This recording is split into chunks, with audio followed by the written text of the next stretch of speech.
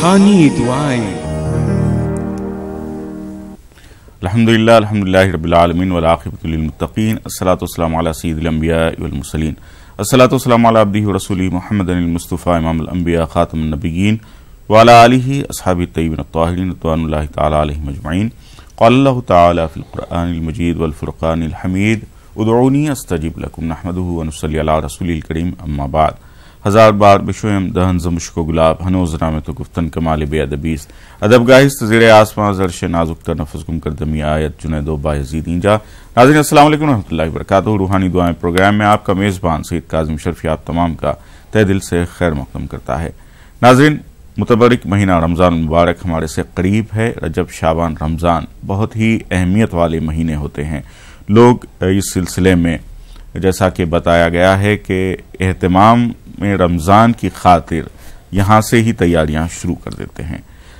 کیا اہم دعائیں کی جاتی ہیں ان ایام میں اور آنے والے مہینے کی برکات کے حصول کے لیے، اور ہمیں کیا دعائیں کی جانی ہیں، اس پر روشنی ڈالیں گے۔ ہمارے ساتھ موجود ہیں حضرت العلامہ مفتی سید ضیاء الدین نقشبندی قادری صاحب قبلہ، شیخ الفقہ جامعہ نظامیہ۔ محترم، پروگرام میں آپ کا استقبال ہے۔ اس پر گفتگو کریں گے، انشاءاللہ مزید معلومات حاصل کریں گے، آپ کی کالز کے ذریعے سے آنے والے سوالات کے جوابات دیے جائیں گے۔ مفتی صاحب، گفتگو کا آغاز کرتے ہیں۔ شعبان المعظم کا مہینہ ہے، متبرک مہینوں کا آغاز ہو چکا ہے۔ اس میں لوگ جو ہے اللہ تعالیٰ سے دستبہ دعا ہو جاتے ہیں اور رجوع کر دیتے ہیں۔ رجب، شعبان، رمضان کو اہم مہینے کہا گیا ہے، یہ اللہ سے، رسول سے اور بندوں کے مہینے کہے گئے ہیں۔ کیا فرمائیں گے آپ؟ الحمدللہ رب العالمین والصلاة والسلام علی حبیبہ سید الانبیاء واشرف المرسلین وعلی آلہ الطیبین الطاہرین واصحابہ الاکرمین الافضلین ومن احبهم وتبعهم بإحسان اجمعین، اما بعد، فاعوذ باللہ من الشیطان الرجیم، بسم اللہ الرحمن الرحیم۔ ان عدت الشہور عند اللہ 12 شہرا، صدق اللہ العظیم۔ السلام علیکم ورحمۃ اللہ وبرکاتہ۔ وعلیکم السلام۔ ناظرین کرام، اللہ رب العزت کا ارشاد مبارک ہے، ان عدت الشہور عند اللہ 12 شہرا فی کتاب اللہ، بے شک مہینوں کی تعداد اللہ تبارک و تعالیٰ کے پاس 12 مہینے ہیں جو اس نے اپنی مقدس کتاب میں بیان فرما دیے ہیں۔ آسمان و زمین کی تخلیق کے وقت سے ہی اللہ تبارک و تعالیٰ کا یہ نظام ہے، یہ فیصلہ ہے۔ ان 12 مہینوں میں البتہ یہ ارشاد فرمایا گیا ہے، منہا 4 حرم، ان میں 4 مہینے حرمت والے ہیں۔ 3 مہینے تو مسلسل ہیں، رجب، شعبان اور رمضان، پھر اس کے بعد ایک چوتھا مہینہ ہے جو ذی القعدہ کا ہے۔ یہ مہینے حرمت والے مہینے کہہ کر متعارف کروائے گئے ہیں۔ ان کی عظمت و جلالت کو پیش نظر رکھتے ہوئے ہمیں اللہ تبارک و تعالیٰ کے احکام پر دیگر مہینوں کے بالمقابل زیادہ توجہ دینی ہے۔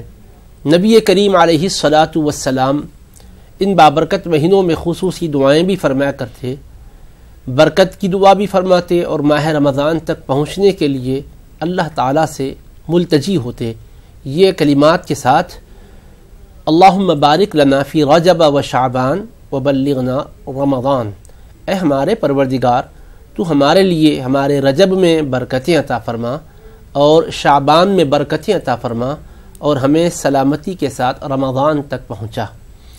نبی کریم علیہ الصلاۃ والسلام دیگر مہینوں کے بالمقابل ان مہینوں میں ماہ رمضان کے علاوہ زیادہ روزوں کا اہتمام کیا کرتے۔ وجہ دریافت کی گئی تو ارشاد فرمایا کہ اللہ تعالیٰ کے حضور بندوں کے اعمال پیش ہوتے ہیں، اور میں یہ چاہتا ہوں کہ میرا عمل بارگاہ یزدی میں جب پیش کیا جائے تو میں روزے کی حالت میں ہوں۔ تو روزے کی حالت میں رہتے ہوئے حضور علیہ السلام چاہتے کہ اللہ کے پاس اعمال پیش ہو، تو آپ کے لیے، ہمارے لیے یہ بہترین سبق ہے، درس ہے کہ کہ نبیوں کے سردار حبیب کردگار صلی اللہ علیہ وآلہ وسلم خصوصی طور پر، ویسے تو آپ کی ہر ادا عبادت اور طاعت ہی ہے، لیکن آپ صوم کو پسند فرماتے، روزے کو پسند فرماتے، تو ہمیں اس جانب بھی توجہ کرنی چاہیے۔ اور اس مبارک مہینے کو رسول کریم علیہ السلام سے خصوصیت یہ بھی حاصل ہے کہ درود کریم اور سلام کی آیت مبارکہ کو جب نازل کیا گیا تو وہ بھی شعبان المعظم کا ہی مہینہ تھا۔ اس بابرکت مہینے میں آیت درود نازل ہوئی، تو گویا اس مہینے کو خصوصیت یہ حاصل ہے کہ حضور علیہ السلام پر کثرت سے درود و سلام پڑھنے کا یہ مہینہ ہے۔ تو دیگر ادعیہ جو کچھ بتلائی جاتی ہیں ان کے پڑھنے کے ساتھ ساتھ کوشش کریں کہ کثرت سے حضور علیہ السلام کی خدمت بابرکت میں درود و سلام کا نذرانہ پیش ہو۔ جی مفتی صاحب، انشاءاللہ گفتگو کے سلسلے کو ہم جاری رکھیں گے۔ آئیے ناظرین، کچھ ہمارے ساتھ کالرز جڑ گئے ہیں، دیکھتے ہیں کون کیا سوالات کرنا چاہتے ہیں۔ السلام علیکم۔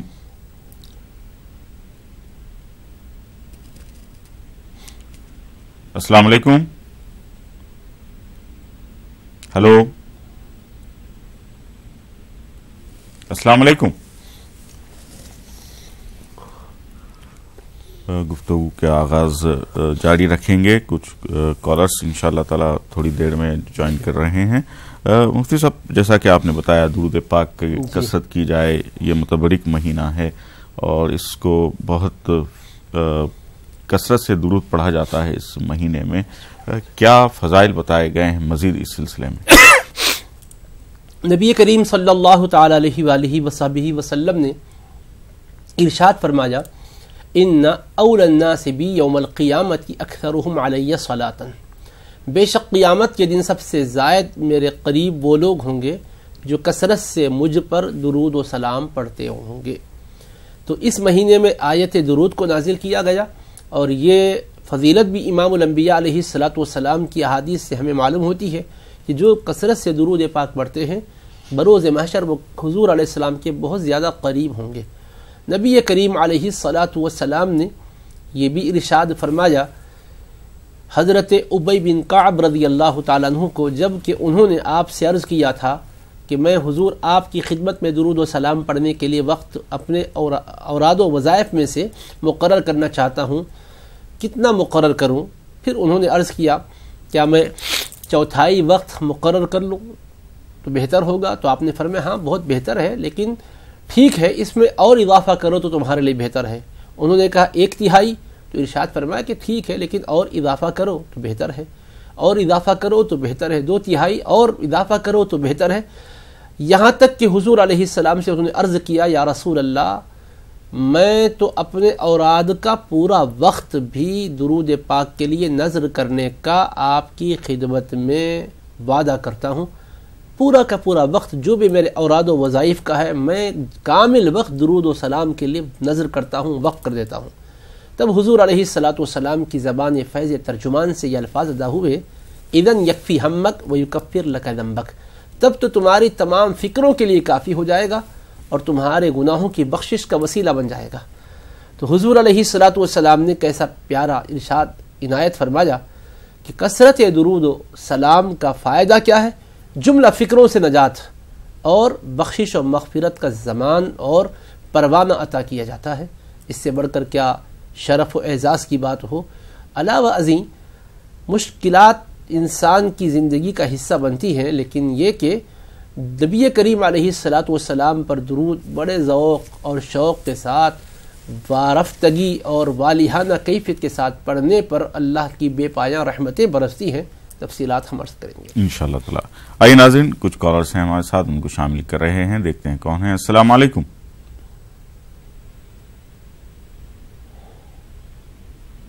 السلام علیکم۔ السلام علیکم۔ وعلیکم السلام بہن، کون بات کر رہی ہیں؟ میں مبینہ بات کر رہی ہوں بنگلور سے۔ بنگلور سے، جی بہن کیا سوال ہے؟ میرا سوال ہے مفتی صاحب سے ایک نعت سننے کا ہے۔ جی نعت کی محفل نہیں ہے، سوالات اور جوابات کی محفل ہے، انشاءاللہ آپ کو نعت کی محفل میں جب موقع ملے گا نعت سنوائیں گے۔ بہت شکریہ آپ کال کرنے کا۔ اگلے کالر کی طرف آتے ہیں، دیکھتے ہیں کون ہیں۔ السلام علیکم۔ وعلیکم السلام۔ جی بھائی کون بات کریں؟ میں الہ آباد سے شبیہ احمد بول رہا ہوں۔ جی احمد صاحب بتائیے کیا سوال ہے بھائی؟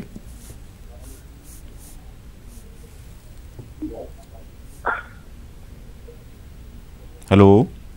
हाँ सर, हाँ भाई साहब, ये बताइए। हेलो जी जी। हाँ जरा मैं माजरत चाहूँ, एक सवाल मैंने किया था कुरान शरीफ की तिलावत के मुतालिक। जी भाई वो हमारे बताइए। समझ में नहीं आया। जी। हम ये कह रहे थे कि तिलावत को अगर उर्दू में किया जाए तो क्या वाजिब रहेगा या नहीं? ठीक है, सवाल ये है। ठीक है। दूसरा सवाल ये है कि हजरत अली रज़ी ताला अन्हु के आगे मौला क्यों लगाया जाता है? मौला तो सिर्फ अल्लाह ताला के ही ऊपर लगता है। ठीक। इसको वाज़ेह करें जरा। जी अहमद भाई, बहुत शुक्रिया आपका कॉल करने का। आइए अगले कॉलर की तरफ आते हैं। अस्सलाम वालेकुम। अस्सलाम वालेकुम। अस्सलाम वालेकुम। वालेकुम अस्सलाम। भाई कौन बात कर रहे हैं? मैं फारूक अहमद बात कर रहा हूँ। फारूक भाई क्या सवाल है? मेरा सवाल ये है कि मुझे रात को नींद कम आती है, उसके बारे में मुझे कोई दुआ चाहिए कि ठीक है, बताएंगे। बहुत शुक्रिया फारूक भाई। आइए नाज़रीन, एक और कॉलर हैं, देखते हैं कौन है। अस्सलाम वालेकुम। वालेकुम अस्सलाम। खैरियत? अल्हम्दुलिल्लाह। जी भाई कौन बात कर रहे हैं? लियाकत अली खान बेंगलुरु से बात कर रहा हूँ। जी लियाकत भाई क्या सवाल है? मुफ्ती साहब से मेरा सवाल है जी। ये बाबरकत मुबारक महीना शाबानुल मुअज़्ज़म का, जी, इसकी फजीलत के बारे में मैं जानना चाहता हूँ। ठीक है, बताएंगे। बहुत शुक्रिया आपका। आइए नाज़रीन, एक और कॉलर हैं, देखते हैं कौन है। अस्सलाम वालेकुम। हेलो।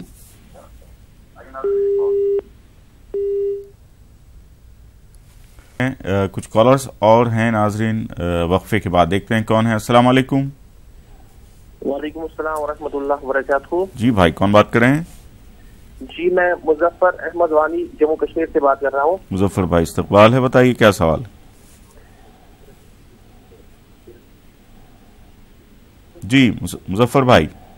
जी मेरा सवाल ये है कि शाबानुल मुअज़्ज़म के मुकद्दस महीने में किन किन इबादत का एहतमाम करना चाहिए? ठीक है, ठीक है, बहुत शुक्रिया मुजफ्फर भाई, अभी बताएंगे आपको। आइए नाज़रीन, एक और कॉलर हैं, देखते हैं कौन है। अस्सलाम वालेकुम।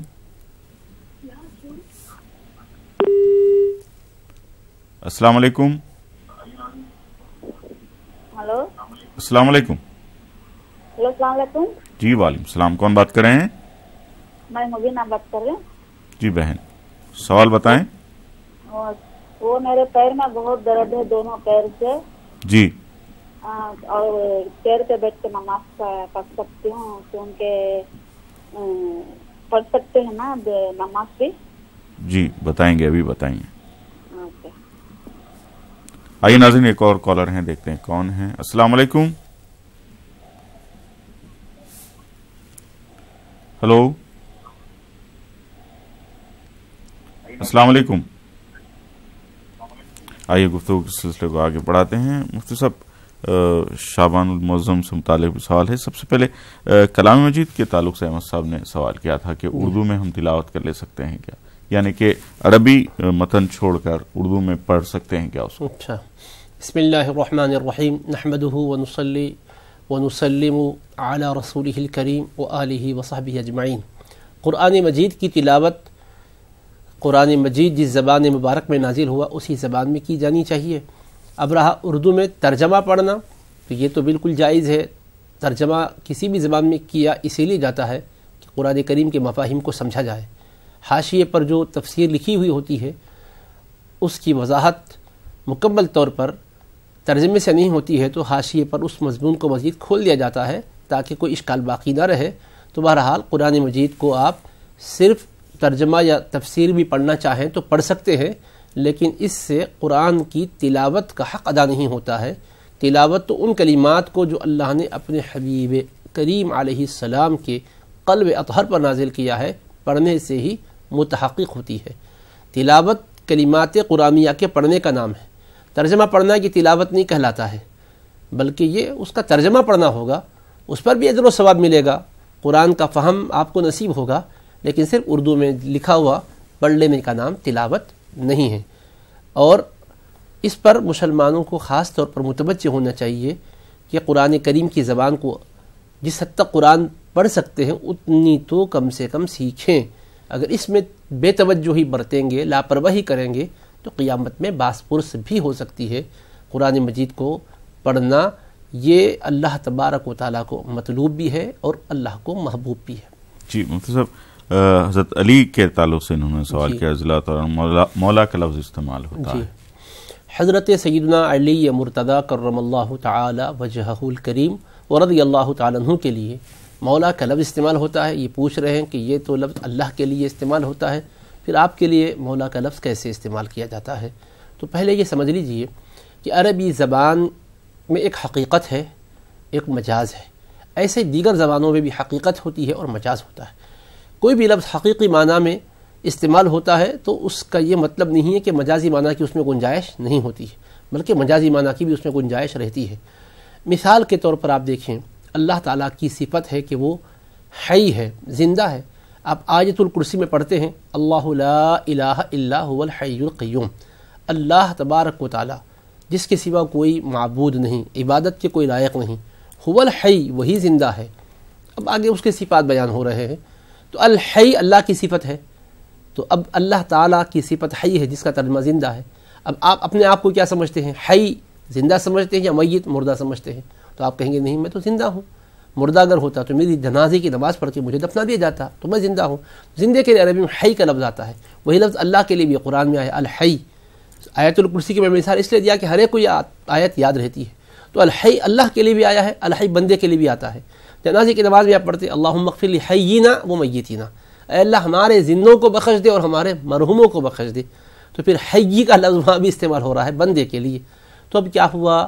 اللہ حی ہے حقیقت میں کہ اس کو کسی نے زندہ نہیں کیا، وہ خود سے زندہ ہے، سبحان، اور بندہ حی ہے زندہ، تو اللہ نے اسے زندگی بخشی ہے۔ تو یہ اللہ کی عطا سے زندہ ہے، اللہ بغیر کسی کی عطا کے خود سے ہے۔ اللہ کی صفت ازلی ہے، ابدی ہے، اللہ کی صفت قدیم ہے، حادث نہیں، نوپید نہیں، فنا اور ختم ہونے والی نہیں ہے، اس کو فنا طاری نہیں ہوگا۔ اللہ نے بندوں کو جو صفات بخشی ہیں وہ اللہ کی عطا کردہ ہے، بندے خود اللہ کی مخلوق ہے تو بندوں کی صفات بھی اللہ کی تخلیق کردہ ہیں۔ تو اب یہ بات اگر آپ سمجھ چکے ہیں تو آئیے، مولا اللہ کے لیے آتا ہے تو حقیقی معنی میں وہی ناصر ہے، وہی مددگار ہے، وہی سب کا آقا و مولا ہے۔ قرآن مجید میں بھی آپ دیکھیے سورہ بقرہ کے آخر میں ہے انت مولانا فانصرنا علی القوم الکافرین، انت مولانا، تو ہمارا سردار ہے، تو ہمارا مددگار ہے، تو ہمارا آقا ہے، تو ہمارا مولا ہے۔ تو اب اللہ نے قرآن میں یہ کہلایا ہے کہ تم یہ کہو انت مولانا، اے اللہ تو ہمارا آقا ہے۔ لیکن آپ بتائیے جب مولانا قرآن سے ثابت ہے کہ اللہ کے لیے ہے، تو آپ دیکھتے ہیں کہ علماء کے لیے مولانا کا لفظ استعمال ہوتا کہ نہیں؟ تو پھر کیسے ہو رہا ہے جبکہ قرآن میں تو وہ اللہ کے لیے آیا ہے؟ تو جواب یہی ہے کہ اللہ کے لیے مولا حقیقی معنی میں ہے۔ مولانا کے لیے مولا بول رہے ہیں آپ کہ ہمارے مولانا ہیں، ہمارے آقا ہیں، یہ ہمارے سردار ہیں، تو یہ مجازی معنی میں کہ ان کی سرداری اللہ کی عطا سے ہے۔ جب یہ عام مثال آپ سمجھ چکے ہیں تو آئیے حضرت سیدنا علی مرتضیٰ کرم اللہ تعالی وجہہ الکریم کو جو مولا کہا جاتا ہے، پہلی بات تو یہ ہے کہ اللہ کے لیے جس معنی میں مولا ہے حضرت علی کے لیے اس معنی میں نہیں ہے۔ ویسا تو اگر اللہ کی صفت جس معنی میں ہے بندے کے لیے وہ صفت اگر اس معنی میں مانے تو پھر اسلام سے بندہ خارج ہو جائے گا۔ اللہ تعالیٰ کا ہونا حقیقی ہے، بندے کا اللہ کے بنانے سے، اللہ کے دینے سے، اللہ کی عطا سے، اللہ کی بخشش سے ہے۔ جب یہ بات سمجھ چکے ہیں تو اس میں حضرت علی رضی اللہ عنہ کے لیے ہی بطور خاص مولا کیوں کہا جاتا ہے؟ تو یہ اس لیے کہ حضرت نبی کریم صلی اللہ تعالی علیہ وآلہ وصحبہ وسلم نے حجۃ الوداع کے موقع پر جب آپ واپس تشریف لا رہے تھے تو غدیر خوم پر آپ نے قیام فرمایا، جماعت صحابہ کو آپ نے مخاطب کرتے ہوئے ارشاد فرمایا، کیا میں تم سب کا مولا نہیں ہوں؟ تو سبوں نے کہا کیوں نہیں حضور، بے شک آپ ہم سب کے مولا ہیں، ہماری جانوں سے زیادہ آپ ہمارے قریب ہیں، ہماری جانوں سے زیادہ آپ ہم پر حق رکھتے ہیں، آپ ہمارے مولا ہیں۔ تو حضور نبی کریم علیہ الصلاۃ نے جب یہ صحابہ کرام سے کہلوایا تو پھر اس کے بعد حضرت علی مرتضیٰ کرم اللہ تعالی وجہہ الکریم کی جانب اشارہ کر کے فرمایا، من کنت مولاہ فعلی مولاہ، میں جس کا مولا ہوں علی اس کے مولا ہیں، رضی اللہ تعالی عنہ وکرم اللہ تعالی وجہہ الکریم، میں جس کا مولا ہوں علی اس کے مولا ہے۔ تو حضرت نبی پاک علیہ السلام نے ان کی نسبت یہ ارشاد فرمایا، پھر آگے فرمایا اللہم والی من والاہ وعادی من عاداہ، اے اللہ تو ان سے محبت فرما جو ان سے محبت رکھتے ہوں، اور ان سے تو ان کا دشمن ہو جا جو ان سے دشمنی کرتے ہیں۔ یعنی حضرت علی مرتضیٰ سے جو محبت کرنے والے ہیں، اے اللہ تو ان محبت کرنے والوں کو اپنا محبوب بنا لے، جو ان سے دشمنی رکھتے ہیں اے اللہ تو ان کا دشمن ہو جا۔ یہ حدیث صحیح ہے جو رسول کریم علیہ الصلوۃ والسلام نے فرمائی ہے۔ اس حدیث میں حضرت علی مرتضیٰ کا مقام بتلاتے ہوئے آپ نے مولا کا کلمہ استعمال کیا ہے کہ من کنت مولاہ فعلی مولا، میں جس کا مولا ہوں علی اس کے مولا ہے۔ تو صحابہ کرام نے بھی اس مضمون کو جب سنا، ارشاد مصطفیٰ کو سنا، تو حضرت علی مرتضیٰ کو مبارکباد بھی دی ہے۔ چنانچہ حضرت فاروق اعظم رضی اللہ تعالیٰ عنہ کہتے ہیں کہ اے ابن ابی طالب، آپ کے لیے مبارک ہو، نوید ہو، ہم آپ کو مبارکباد پیش کرتے ہیں کہ آج سے آپ ہمارے مولا ہیں، سب سے بڑھ کر ہماری جانوں پر آپ استحقاق رکھنے والے ہیں، ہر مومن مرد و عورت کے آپ مولا ہو چکے ہیں۔ تو حضرت علی مرتضیٰ کا مولا ہونا حضور کے فرمان سے ثابت اور پھر صحابہ کرام کے اقرار سے ثابت۔ تو جب سرکار دو عالم علیہ السلام کے فرمان و اظہار سے، صحابہ کے اعتراف و اقرار سے ثابت ہے، تو پھر اس میں کوئی الجھن کی بات نہیں ہونی چاہیے۔ حضرت علی مرتضیٰ کا مولا ہونا اس معنی میں نہیں ہے جس معنی میں اللہ کا مولا ہونا ہے، فرق ہے، کیونکہ اللہ کی ذات قدیم ہے، ازلی ہے، ابدی ہے، اللہ تو سب کا خالق ہے۔ حضرت علی مرتضیٰ کو بھی اللہ ہی نے پیدا کیا، وہ صفات بھی اسی نے بخشی ہے نبی کریم علیہ السلام کے تصدق میں، تو یہ اللہ کی عطا کردہ صفت ہے، اور اللہ کا مولا ہونا اس کا اپنا ذاتی ہے، اس کو کسی نے مولا بنایا نہیں ہے۔ ان کو حضور نے مولا بنایا ہے، یہ کہا میں جس کا مولا ہوں علی اس کے مولا ہے، تو یہ بنائے ہوئے ہیں اللہ اس کے رسول کے، اور اللہ کو کسی نے بنایا نہیں ہے، اللہ نے اپنا مولا ہونا ہمیں بتایا ہے۔ اللہ تعالی ہمیں فہم صحیح نصیب فرمائے۔ آمین آمین۔ بہت شکریہ مفتی صاحب، بہت اچھی تفصیل سے گفتگو فرمائی۔ آئیے ایک کالر کو شامل کرتے ہیں، اس کے بعد دیکھتے ہیں کون ہے۔ السلام علیکم۔ ہیلو۔ ہاں جی، السلام علیکم۔ وعلیکم السلام بہن، کون بات کر رہی ہیں؟ زہرآباد سے بات کر رہے ہیں ہم۔ جی بتائیے۔ جی میرا ایک سوال تھا آپ سے۔ جی جی میرا بچہ جو ہے نا الٹا پیدا ہوا تو ہے، جی تو بولتے کہ بجلی گرتی بچے کو کڑا دلانا وہ دلانا بولتے، جی تو اللہ تعالیٰ 6-7 سال کا ہے بچہ، تو دلانا کہ اللہ کے اوپر چھوڑ دینا، اللہ تعالیٰ بھیج دیے، اب کیا کر سکتے؟ ٹھیک ہے بتائیں گے ابھی۔ بہت شکریہ آپ کو کال کرنے کا۔ آئیے ایک اور کالر ہیں، دیکھتے ہیں کون ہے۔ السلام علیکم۔ السلام علیکم۔ جی وعلیکم السلام، کون بات کر رہے ہیں بھائی؟ میں جے سے بات کر رہا ہوں، ایاز اقبال۔ جی ایاز بھائی بتائیے کیا سوال ہے؟ وسیع صاحب سے پہلے بھی سوال کیا تھا، آپ دوسرا سوال یہ ہے کہ شب معراج جو ہوتا ہے، ایک ہے نا شب قدر جب ہوتا ہے، وہ تو جائز ہے بنانے کے لیے، جو شب معراج ہے یہ جائز ہے یا یہ جائز ہے بنانے میں یا ناجائز ہے بنانے میں؟ جی ٹھیک ہے ٹھیک ہے، بہت شکریہ آپ کا۔ ایک اور کالر ہیں، اس کے بعد دیکھتے ہیں کون ہے۔ السلام علیکم۔ السلام علیکم۔ محمد رفیق بول رہا ہوں۔ جی رفیق بھائی کیا سوال ہے؟ میں بول رہا ہوں میرا کھانسی ایک ہفتے سے بہت زیادہ ہے، ان کے لیے کوئی دعا کر دیجیے، اور میری سالی کی شادی ہے اس کے لیے تھوڑا دعا کر دیجیے۔ جی ٹھیک ہے، جی بہت شکریہ آپ کا کال کرنے کا، ابھی بتائیں گے۔ آئیے ناظرین ایک اور کالر ہیں، دیکھتے ہیں کون ہے۔ السلام علیکم۔ ہلو السلام علیکم۔ وعلیکم السلام، جی کون بات کر رہے ہیں؟ جی میں رمضان احمد بات کر رہا ہوں۔ جی بھائی۔ ہلو جی جی آواز آ رہی ہے، سوال بتائیں۔ ہلو، آپ دیکھ رہے ہیں پروگرام روحانی دعائیں۔ ناظرین کچھ کالرز مزید ہیں، وقفے کے بعد دیکھتے ہیں کیا سوالات ہیں۔ السلام علیکم۔ السلام علیکم۔ وعلیکم السلام، کون بات کر رہے ہیں بھائی؟ میں بول رہا ہوں محمد سلطان سری نگر سے، کشمیر سے۔ جی بھائی سلطان بھائی کیا سوال ہے؟ ہاں مولوی صاحب سے عرض ہے کہ میں ایک درود پڑھتا ہوں۔ جی جی ہاں، اللہم صلی وسلم وبارک علی سیدنا محمد قد ذاق فی لتی ادرکنی یا رسول اللہ۔ جی جی اس کے بارے میں ٹھیک ہے، بہت شکریہ سلطان بھائی۔ آئیے ناظرین ایک اور کالر شامل کرتے ہیں، دیکھیں کون ہے۔ السلام علیکم۔ ہلو جی السلام علیکم۔ وعلیکم السلام۔ جی بھائی کون بات کر رہے ہیں؟ چل رہا جی نظام بس سے۔ جی سوال بتائیں۔ یہ جو رمضان کا مہینہ آ رہا نا، اس سے جو اس کے بارے میں پوچھنا تھا مفتی صاحب سے۔ جی شوال کے مہینے میں کیا عبادت کرنا کیا ہے معلوم کے لیے؟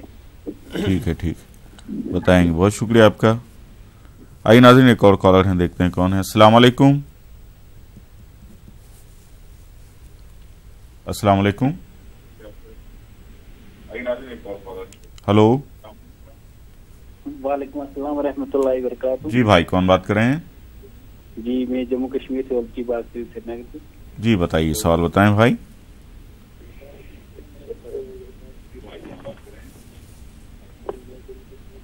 सवाल बताएं। जी शब बारात के बारे में जानना चाहते हैं, वो क्यों कहते हैं जी? ठीक है बताएंगे आप। बहुत शुक्रिया आपका कॉल करने का। आइए नाज़रीन, एक और कॉलर हैं, देखते हैं कौन है। अस्सलाम वालेकुम। सुने वालेकुम अस्सलाम, खैरियत है? जी अल्हम्दुलिल्लाह। मैं अपने 2 बच्चे हैं मेरे, एक भाई और बहन बहुत लड़ते हैं, झगड़ते हैं, इनके लिए कोई दुआ की एक तफसीर बताइए। ठीक है बहुत शुक्रिया आपका कॉल करने का। आइए नाज़रीन, एक और कॉलर हैं, देखते हैं कौन है। अस्सलाम वालेकुम। हेलो, अस्सलाम वालेकुम। वालेकुम। जी भाई कौन बात कर रहे हैं? जी मैं सईद बात कर रहा हूँ। जी सईद भाई, सवाल बताएं। जी कैरियर से बोल रहा हूँ साहब। जी सवाल बताएं। जी मुझे सर में दर्द और रात में नींद नहीं आ रही, बेचैनी हो रही हो। जी ठीक है भाई, बहुत शुक्रिया कॉल करने का, बताएंगे अभी। आइए नाज़रीन, एक और कॉलर हैं, देखते हैं कौन है। अस्सलाम वालेकुम। अस्सलाम वालेकुम। जी सवालात बहुत से हैं। वालेकुम सलाम भाईजान। जी कौन बात करें बहन? हाँ देहरादून से बोल रहे हैं भाईजान। हम 2 बच्चे को दूध पिला रखे हैं, तो दूसरे के बच्चों को दूध पिला रखे हैं, उनको बड़ा भी कर रखे हैं पाल के, तो इसमें हमें गुनाह होगा या सही होगा? जी 2 बच्चे हैं। 2 बच्चे हैं पड़ोसी को, उनको हमने दूध पिलाया है। ठीक है हाँ यही पूछते हैं कि हमें सवाब मिलेगा कि गुनाह मिलेगा? बताएंगे। बहुत शुक्रिया आपका। आइए, कॉलर्स का सिलसिला अभी जारी था, अब सवालात को और मजीद शामिल करते हैं। मुफ्ती साहब, फारूक भाई ने सवाल किया था, रात में तबीयत ठीक नहीं रहती, नींद नहीं आती है रात। बिस्मिल्लाहिर्रहमानिर्रहीम। नींद नहीं आती है तो वो इस आयत को पढ़े, वजअलना नौमकुम सुबाता, वजअलना नौमकुम सुबाता, 11 मरतबा पढ़े, इंशाअल्लाह ताला अच्छी नींद आएगी। लियाकत भाई का सवाल था, शाबान की क्या फजीलत बताई गई? शाबान की तो बहुत सी फजीलतें बयान की गई हैं, जैसा हमने किसी सवाल के ज़िमन में भी अर्ज़ किया था। मुख्तसर ये है कि शाबान का महीना अल्लाह ताला की तरफ से खुसूसी रहमतों के नुज़ूल का महीना है। इस महीने में बंदों के अमाल अल्लाह के हुजूर ख़ास तौर पर पेश होते हैं।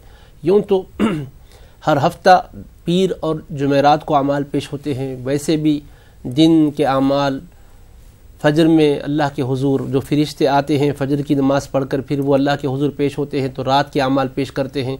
फिर असर में फरिश्ते तब्दील होते हैं, तो जो दिन भर फजर से असर तक रहे वो अल्लाह के हुजूर पेश होते हैं, तो ये आमाल अल्लाह के दरबार में पेश करते हैं। ये रोज़ाना ये 2 मरतबा आमाल की पेशी का सिलसिला होता है, हफ्ते में 2 मरतबा होता है, लेकिन सालाना तौर पर जो आमाल पेश किए जाते हैं इसके लिए शाबान की 15वीं शब का भी जिक्र आता है और रमज़ान में शब क़द्र का भी जिक्र आता है। तो बंदों के आमाल बारगाह यज़दी में पेश होते हैं। इसमें हुज़ूर अलैहिस्सलातु वस्सलाम ने रोज़े का अहतमाम फरमाया है। इसमें नबी करीम अलैहिस्सलातु वस्सलाम ने खूब आमाल खैर का अहतमाम करने की तरगीब दी है। सहाबा किराम रिदवानुल्लाहि अलैहिम अजमईन के अहवाल में आता है, हज़रत सैयदना शेख अब्दुल क़ादिर जिलानी पिराने पीर गौसे आदम दस्तगीर रहमतुल्लाहि तआला अलैह ने गुनियतुत तालिबीन में अलगुनिया ली तालिबी तरीक़िल हक़ में भी बयान फरमाया है कि जैसा ही मुबारक शाबान का महीना आ जाता, सहाबा किराम बहुत ज़्यादा कुरान मजीद की तिलावत का अहतमाम करते, अपने अमाल का हिसाब किताब कर ले लेते, जिनके ज़िम्मे अगर ज़कात वाजिब होती तो वो निसाब की तकमील की बुनियाद पर ज़कात निकाल लेते थे, और किसी का कोई कर्ज़ा किसी के ज़िम्मे होता तो उसके साथ या तो उसकी अदायगी का अहतमाम होता या फिर उसको माफ़ कर दिया जाता। इस तरह से जो हुकूक़ व फ़राइज़ और वाजिबात है उसका अच्छी तरह जायज़ा ले लिया करते थे, और फिर सब चीज़ों से फारिग होकर रमज़ान की तैयारी में मशगूल हो जाया करते। तो इस मुबारक महीने में ये अहतमाम करना चाहिए। मैंने 2 सवालों के जवाब एक ही तौर पे दे दिए, तो फजीलत, दूसरा किसी ने ये भी पूछा था कि इसमें हमें करना क्या चाहिए। 15वीं शाबान की शब आए तो रात में خصوصی طور پر جاگیں، عبادت کریں اور پھر دن میں روزے کا اہتمام کریں، 15ویں تاریخ کا روزہ رکھیں۔ حضرت علی مرتضیٰ شیر خدا رضی اللہ تعالیٰ عنہ سے مروی حدیث پاک ہے سنن ابن ماجہ میں کہ نبی کریم علیہ الصلوۃ والسلام نے فرمایا اذا کان لیلۃ النصف من شعبان فقوموا لیلہا وصوموا نہارہا، جب شعبان کی 15ویں شب آئے تو تم رات میں قیام کرو، حتی المقدور جاگو عبادت کے ساتھ اور دن کو روزہ رکھو۔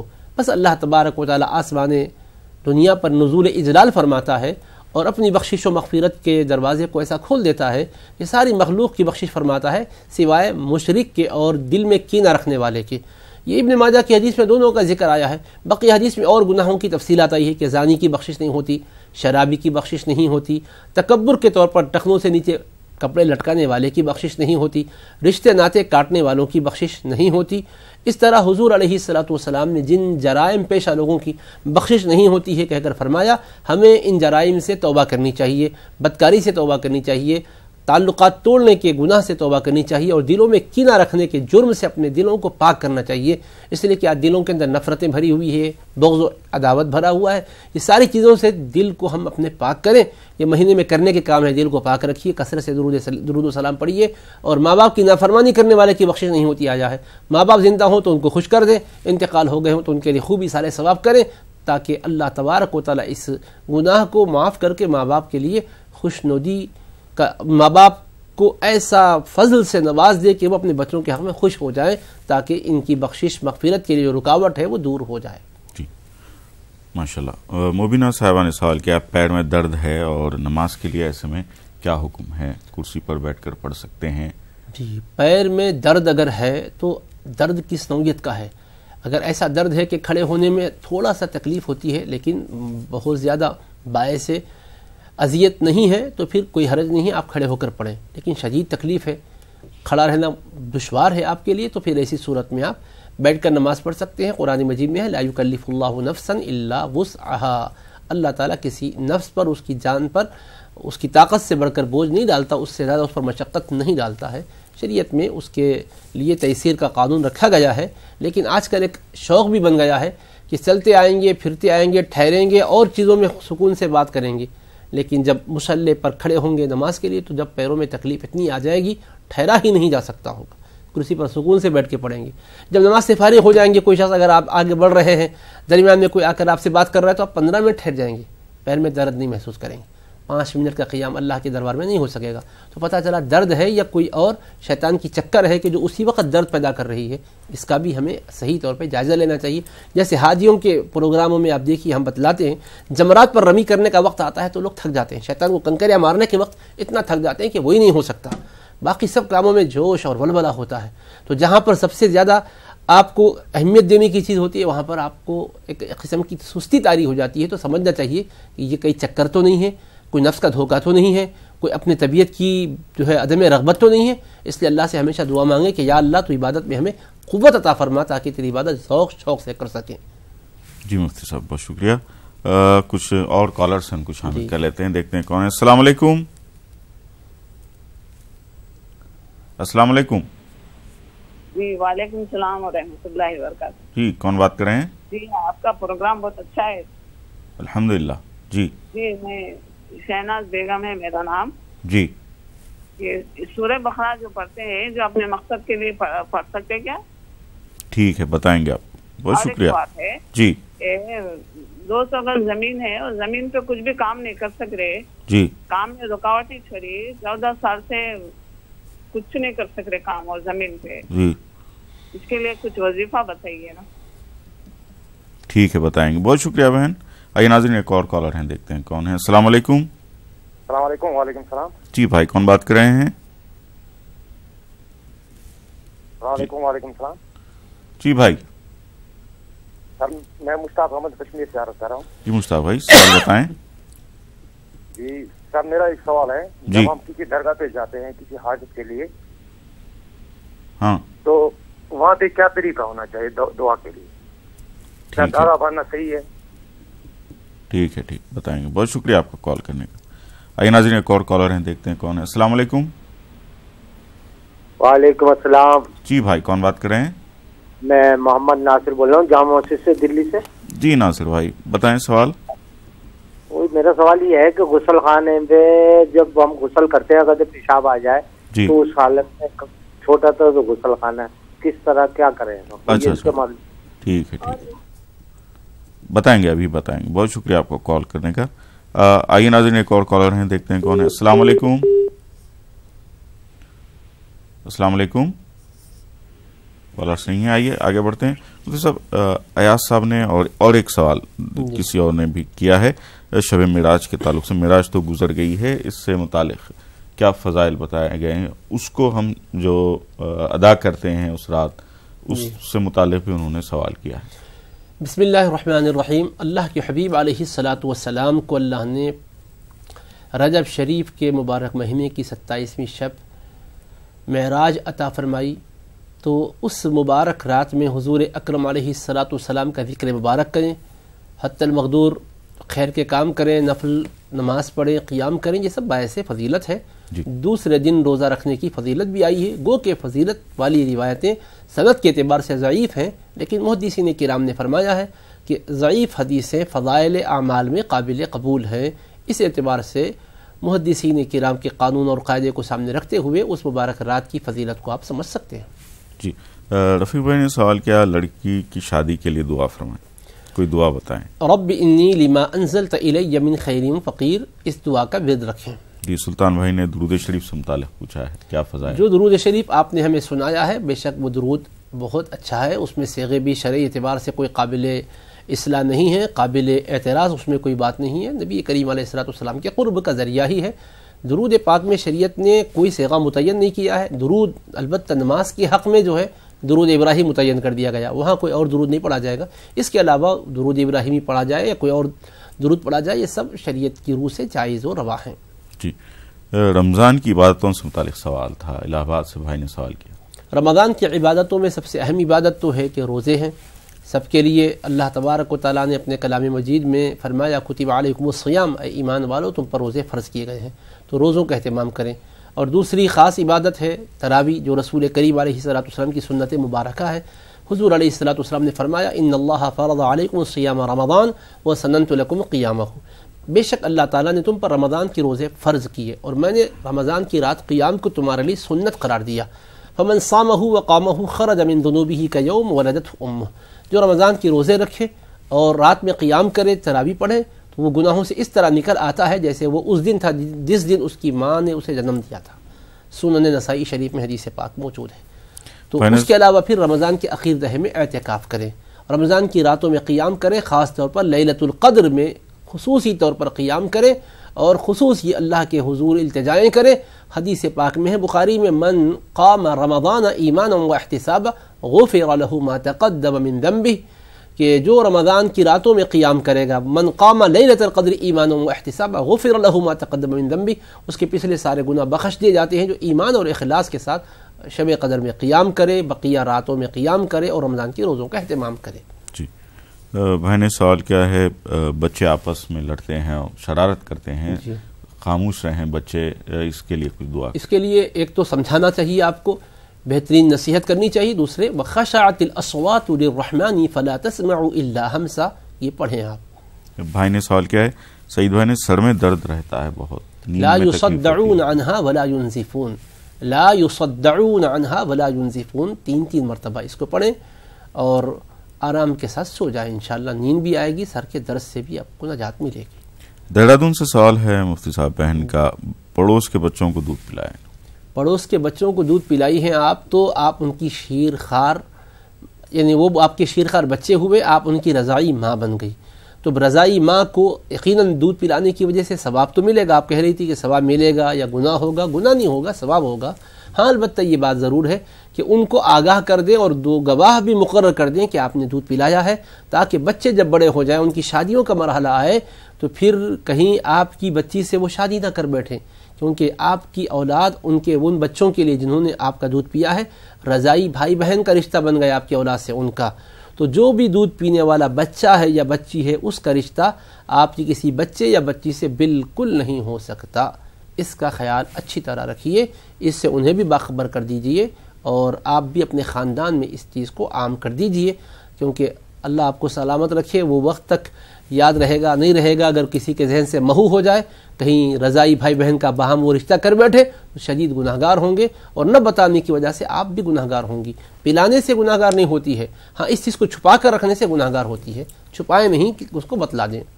جی ناصر بھائی نے سوال کیا, غسل خانے میں اگر ضرورت محسوس ہو, طہارت کا تقاضا ہو جاتا ہے, پیشاب وغیرہ آتا ہے, تو وہ کہہ رہے تھے کہ کیا کریں. دیکھیں انسان ہے, طہارت سے فارغ ہو کر غسل خانے میں جانے کے بعد بھی کبھی شوگر کی مریض ہے, اس لیے بھی پیشاب آ جاتا ہے, یا ضعف کی وجہ سے آ جاتا ہے, یا ایسی شدید تقاضا ہو جاتا ہے, چاہے چھوٹی طہارت ہو بڑی طہارت ہو, اگر ایسا ہو جائے تو آپ کو کیا کرنا چاہیے. تو آپ اگر وہیں پر کسی سائیڈ میں جہاں سے پانی بہہ جاتا ہے, اگر طہارت سے فارغ ہو کر اچھی صفائی کر لے, اور اس پیشاب کو ضرورت کو اگر اس سے اچھی طرح بہا دے, جس سے کہ آنے والے پر چھینٹے بھی نہ پڑے, آنے والا کہیں دھوکے میں بھی نہ آ جائے, تو پھر یہ آپ کے لیے جائز ہے. اگر نہیں وہاں پیشاب سے فارغ ہو جائیں اور اس کو پانی اس کو بہا نہ دے, ویسے نکل جائیں, تو بعد میں آنے والے کے لیے اگر ان پاک پانی سمجھے گا, صاف پانی سمجھے گا, پیشاب تو کوئی بھی نہیں کرتے ہیں, شاید غسل کرنے کے بعد آخری میں پانی جو بہے گیا جسم سے بہہ کر پورا پاک صاف ہونے کے بعد وہ پانی ہے سمجھ کر وہ بے احتیاطی کر بیٹھے گا, تو یہ اچھی بات نہیں ہوگی. اس لیے اس کو اچھی طرح بہا دیں, اس کی گنجائش ہے. البتہ قبلے کی طرف آپ کا چہرہ نہ ہو, قبلے کی طرف پیٹ نہ ہو, جب آپ اگر طہارت سے وہاں بھی ضرورتاً فارغ ہو رہے ہوں تو. سورہ بقرہ بہن نے سوال کیا ہے, مقصد کے لیے پڑھا جا سکتا ہے؟ ہر جائز مقصد کے لیے قرآن مجید پڑھ سکتے ہیں آپ, غلط مقصد کے لیے البتہ نہ پڑھیں. زمین ہے, بہن نے بتایا کہ استفادہ نہیں کر سک رہے ہیں, کوئی وظیفہ بتائیں. تو ان زمین سے استفادہ ہو, وہ زمین کچھ کام نہیں آ رہی ہے, نہ بک رہی ہے, نہ اس پر زراعت کی جا رہی ہے. ٹھیک ہے, آپ اس کے لیے اللہ تبارک و تعالیٰ سے دعا فرمائیں, اللہم اصلح لی شأنی کلہ, اللہم اصلح لی شأنی کلہ, جس کا ترجمہ ہے اے اللہ میرے سارے کاموں کو تو بنا دے. اصلح لی شأنی کلہ, اللہم اصلح لی شأنی کلہ. جی مفتی صاحب, یہ بچوں کی کامیابی کے لیے بھی بہت لوگوں نے دعا پوچھی ہے. بہت اچھی بات ہے, کامیابی کے لیے بہترین دعا ہے. ایک تو یہ کہ انا فتحنا لک فتحا مبینا, پہلے پڑھ لیں آپ درود شریف پڑھ کر, اس کے بعد ربنا افتح بیننا وبین قومنا بالحق وانت خیر الفاتحین ایک بار پڑھ لیں, پھر یا فتاح یا فتاح یا فتاح, اس کو آپ 3 مرتبہ پڑھ لیں. جی مفتی صاحب بہت مشکور ہیں, آپ تشریف لائے اور پروگرام کو زینت بخشی. ناظرین پورے جو سوالات کیے گئے تھے اس کے جوابات مکمل ہو چکے ہیں. بہت مشکور ہیں ہم آپ کے. انشاءاللہ آئندہ پروگرام میں آپ سے ملاقات ہوگی. اپنے میزبان سید کاظم شرفی اور ہماری پوری ٹیم کو اجازت دیجیے. اللہ حافظ. السلام علیکم.